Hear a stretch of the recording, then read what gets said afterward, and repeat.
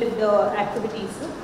And last Rajiv Yuva Vikasam గురించి small updates and so the feedback which I've received is ఇంతకు ముందు ఇంద్రమ ఇల్లు phases లో previous allocated amount మీద 25% buffer list MBO verification కూడా అయిపోవాలి. Because I'm saying it has to come to me and to Minister. 2nd June తర్వాత final చేస్తాం target బట్టి అన్నారట madam.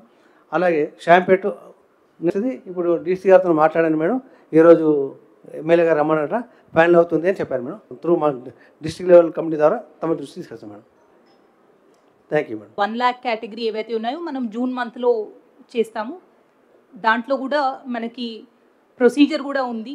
So we should ensure that 50,000 ఏవైతే ఉన్నాయో పబ్లిక్ రిప్రజెంటేటివ్స్ అగ్రీ చేసిన తర్వాత ఆ కేసెస్ అన్నీ కూడా మీరు మండల్ లెవెల్ కమిటీలో అప్రూవ్ చేసుకొని hard copy and online ED గారికి పంపిస్తే అవి మేము ఇన్ఛార్జ్ మినిస్టర్ సంతకం తీసుకొని ఇచ్చిన తర్వాత శాంక్షన్ ప్రొసీడింగ్స్ మీరు డిస్ట్రిబ్యూషన్ ప్లాన్ చేసుకోవచ్చు.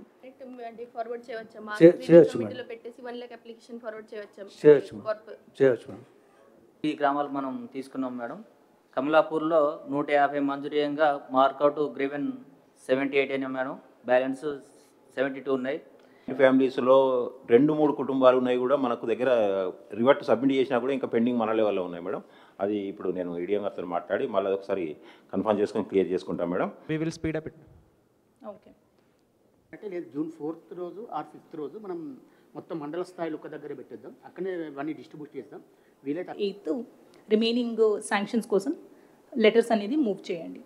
30 మెంబర్స్లో 12 మెంబర్స్ నాట్ విల్లింగ్ ఉన్నారు. 16 members are yet to start.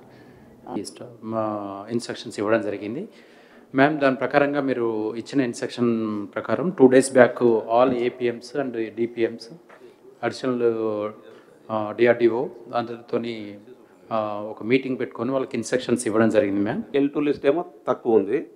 తర్వాత ఇంకొకటి సొంతంగా వాళ్ళు కట్టుకుంటున్నారు. ఆల్రెడీ శాంక్షన్ అయ్యి ఈ పేరుకు మాత్రం కాంట్రాక్టర్, కానీ బెనిఫిషరీస్ ఆల్రెడీ బెనిఫిషరీ మోడ్లో కన్స్ట్రక్ట్ చేసేది. డిడబ్ల్యూ వెల్ఫేర్ ప్రోగ్రామ్స్ కావచ్చు ఆల్రెడీ డిఆర్డిఓ సార్ ఇస్తా అన్నారు మేడం. ఇంకా పెడతారు అనేది is very important. Because applications మొత్తం కూడా వాళ్ళు తీసుకొచ్చే అప్లికేషన్కి ఫైనల్గా మనము ఎంటర్ చేసుకునే అప్లికేషన్కి డిఫరెన్సెస్ చాలా వస్తున్నాయి which we saw in the pilot mandal itself. So ఎవరినైతే మీరు హెల్ప్ డెస్క్ దగ్గర కూర్చోపెడుతున్నారో that person has to understand what is the issue. పక్కనున్న రికార్డ్ చూసుకోవాలి. చూసిన తర్వాత ఇష్యూ ఎక్కడ ఉంది, ఏ కాలం ఆర్ ఏ క్రైటీరియాలో వస్తుంది అనేది వాళ్ళు కరెక్ట్గా చూసి ఎంటర్ చేసుకోవాలి.